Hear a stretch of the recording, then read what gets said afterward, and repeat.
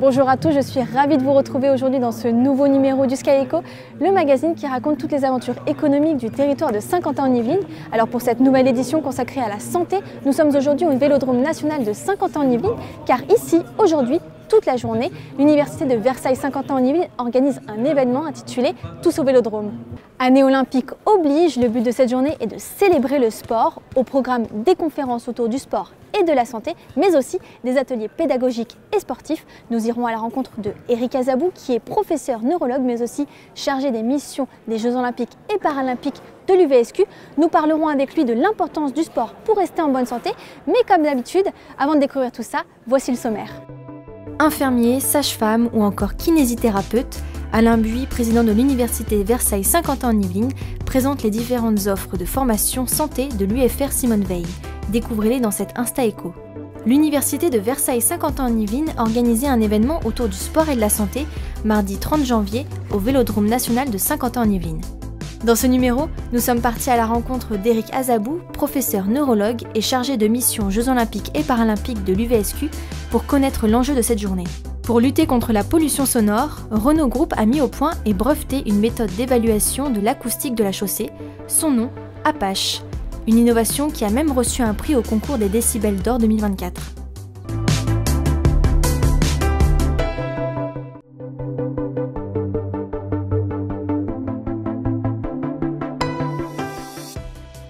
Ce qui démarque peut-être un peu l'UVSQ des autres facultés de médecine, c'est que nous sommes un UFR de santé. Et justement, donc nous offrons évidemment de poursuivre des études en médecine, mais également dans toutes les professions médicales et paramédicales, donc infirmiers, ergothérapeutes, kinésithérapeutes, etc.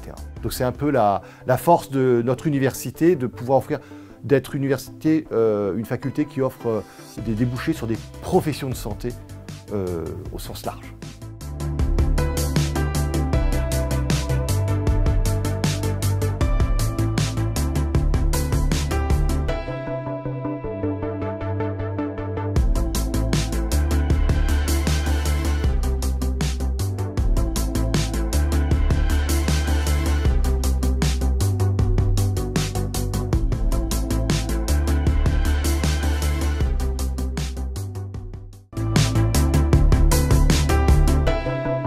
L'Université de Versailles-Saint-Quentin-en-Yvelines organise aujourd'hui une journée consacrée au sport et à la santé. Pour en parler, je suis aujourd'hui avec Eric Azabou. Bonjour. Bonjour. Donc vous êtes professeur neurologue, mais aussi chargé de mission des Jeux olympiques et paralympiques. Alors pour commencer, parlez-nous de cette journée. De quoi s'agit-il ? Alors cette journée qui s'appelle Tous au Vélodrome avec l'UVSQ, une journée qui s'intègre dans un programme que met en place l'université depuis maintenant quelques temps, et pour essayer de saisir l'opportunité des JO, pour mobiliser les étudiants, non seulement bien sûr pour l'engouement des Jeux, mais précisément ramener beaucoup d'étudiants à la pratique sportive, et parce que le constat actuel, c'est que les étudiants ne font plus assez de sport. On sait bien que le sport, c'est vital pour la santé, c'est vital aussi pour les réussites scolaires et surtout vital pour le bien-être, etc. Du coup, c'est très important de les sensibiliser à cette cause-là et on pense que les JE, c'est vraiment l'opportunité, l'université particulièrement, puisqu'on est centre de formation, on est centre d'éducation aussi et une des missions de l'université, c'est de transmettre les bonnes valeurs auprès de la jeunesse. Donc l'université prend tout sa part, ça demande pas mal de moyens, mais les moyens sont mobilisés. Et donc cette journée, par exemple, qui est entièrement dédiée au sport, à la santé, tant sur l'aspect intellectuel avec un symposium sport-santé, des conférences, une table ronde pour avoir un partage de regards sur ces questions-là, partage d'expériences, regards croisés, mais également des activités physiques et sportives. Donc on voit la danse, du BMX, du judo, de la danse. etc. dans cette enceinte de Vélodrome. Quoi de mieux pour et resensibiliser davantage tout le monde au sport. Et donc, avec cette journée-là, quel message est-ce que vous voulez faire passer aux étudiants qui sont présents aujourd'hui? Le message, c'est très simple, c'est que le sport, ce n'est pas une variable à négliger. Le sport, c'est quelque chose qui doit être intégré dans notre routine au quotidien. Tout faire pour en faire au moins 30 minutes de sport par jour, c'est très important, c'est même vital, on va dire. Et pour pouvoir poursuivre harmonieusement ses études et rester en bonne santé aujourd'hui et même plus tard aussi, pour le long terme. Et ce matin, il y avait des conférences, vous le disiez, et il y a notamment Stéphane Braconnier qui a donné les résultats d'un rapport. De quoi est-ce qu'il s'agit Alors ce rapport est un rapport qui est issu de France Université. France Université, c'est l'ancienne conférence des présidents d'université. Du coup, ça englobe toutes les universités de France. Et ce rapport a été commandé au départ par France Université, porté par le professeur Braconnier, qui est président de l'université Paris-Assas. Et donc ce rapport, dont le but est de vraiment réfléchir ou mettre en place, ou mettre en avant les actions nécessaires pour que la pratique sportive à l'université soit favorisée, tant pour le haut niveau, pour les performances, mais aussi pour la pratique du plus grand nombre des étudiants. Dans ce rapport qui fait 44 pages... Et qu'est-ce qu'on peut y retenir justement dans ce rapport? On peut retenir dans ce rapport que le sport reste vraiment très importante pour la vie étudiante, mais il faut lui dédier assez du temps et des moyens, sanctuariser des moments pour la pratique sportive et aussi sécuriser ou avoir des parcours adaptés pour les étudiants qui font le sport à haut niveau et pour qu'ils puissent avoir en parallèle leur cursus académique tout en ayant leur carrière de sportif de haut niveau. Et donc ce rapport a été transmis au gouvernement, précisément aux deux ministres, la ministre de l'Enseignement supérieur et de la Recherche, mais également la ministre des Sports. Au mois d'avril, le rapport il a été publié en février 2023, ensuite transmis au ministre et ça a fait l'objet de la feuille de route biministérielle qui a été publiée en début avril 2023, et toujours dans le cadre de la préparation des JO. Et qu'est-ce qu'on peut faire pour changer les choses justement, pour inciter les étudiants, les jeunes à faire plus de sport pour rester en bonne santé? Alors ce qu'on pense, c'est déjà que dans les parcours à l'université, qu'on puisse dédier du temps au sport, créer des lieux de sport par exemple, et aussi pour inciter les étudiants à la pratique sportive, faciliter les installations sportives et banaliser du temps dédié au sport dans les formations. Très bien. Et quel conseil est-ce que vous donneriez justement aux étudiants aujourd'hui présents pour rester en bonne santé et faire plus de sport? En tout cas, comment on pratique le sport pour rester en bonne santé?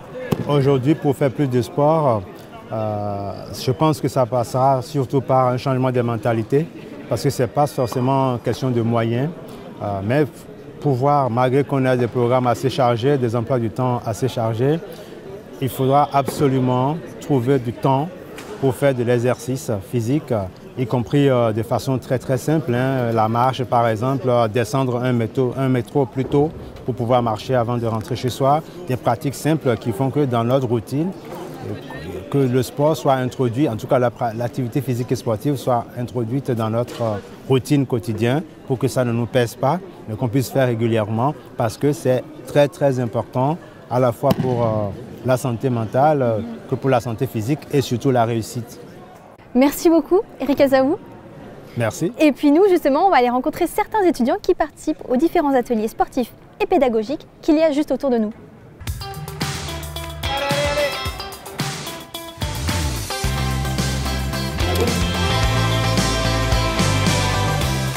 Personnellement, moi j'ai testé donc le VTT, le BMX et donc aujourd'hui aussi un peu de basket fauteuil donc pour essayer. Donc c'était super sympa, voilà, belle découverte.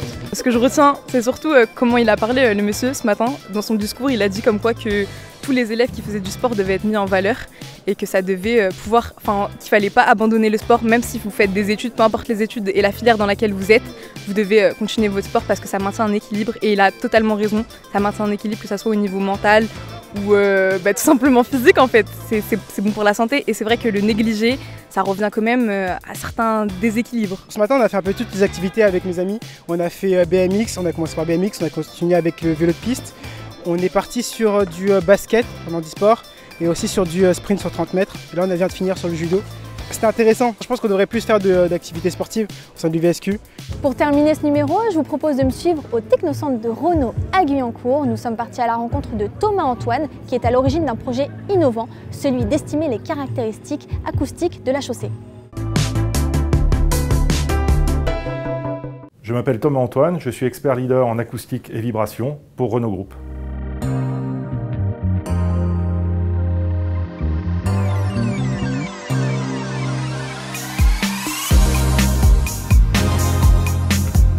Apache, en fait, c'est comme ça qu'on a baptisé le boîtier, finalement, le dispositif qu'on va mettre en place dans un certain nombre de voitures pour un projet Île-de-France. Ce petit boîtier qui est pour l'instant en impression, une maquette en impression 3D. Ma première intention, c'est d'aller scanner, d'aller comprendre quelle est l'acoustique des chaussées.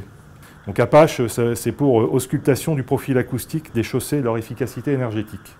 Pour l'instant, on est sur une phase, encore une fois, de proof of concept, mais à l'échelle de la région et avec une notion de monitoring, c'est-à-dire que les voitures instrumentées vont rouler pendant plusieurs mois, plusieurs années et nous permettre aussi de suivre l'évolution de l'état acoustique des chaussées. À terme, la technologie qui est utilisée dans ce boîtier viendra nativement dans nos voitures pour d'autres raisons, pour les raisons en fait de confort acoustique intérieur. Pourquoi on fait tout ça? Parce qu'en fait, quand on regarde un petit peu les problèmes de bruit dans l'environnement, et en particulier si on regarde les chiffres du coût social du bruit, on s'aperçoit que la source principale, traduite en euros, du bruit dans l'environnement, c'est le bruit routier. On parle maintenant de pollution sonore, en effet, parce que le bruit représente un véritable enjeu en matière de santé publique. Ce n'est pas juste une question de confort ou de qualité de vie, c'est vraiment le bruit a vraiment des conséquences néfastes sur la santé humaine. En premier lieu, la gêne qu'on peut ressentir, mais aussi les troubles du sommeil.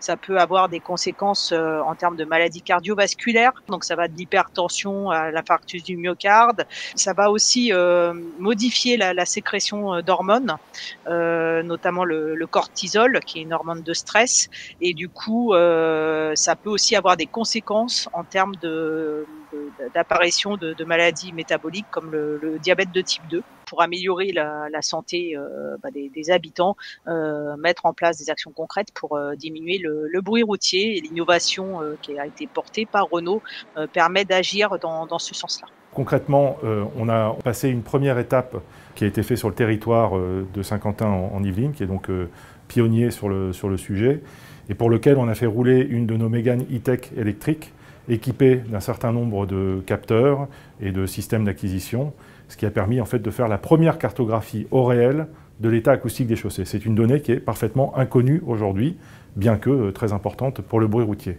Et donc là, on est dans une deuxième phase qui va demander de faire partir une flotte de voitures plus conséquente, une trentaine de voitures à peu près, et sur un périmètre géographique qui est plus grand, qui est celui de l'Île-de-France.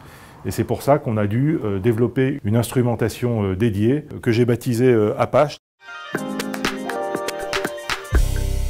Le Conseil national du bruit a remis en place le concours du décibel d'or. Et donc le 10 janvier dernier, nous avons été reçus au Palais d'Iéna à Paris, où on a été primés en fait, pour cette démarche, candidature que nous avons posée avec Bruit Parif et le territoire de Saint-Quentin en Yvelines. Donc on a été tous les trois récompensés pour cette initiative sur la pollution sonore. On termine avec l'agenda. Ce mois-ci, ne manquez pas le webinaire Club 2024 Acte 2. Le 26 février, de 15h à 16h, découvrez le site de célébration déployé sur l'île des loisirs de Saint-Quentin en Yvelines pour les Jeux Paris 2024. Cette rencontre proposera également aux entreprises des opportunités business. C'est la fin de ce numéro, merci de l'avoir suivi, à bientôt sur TV78.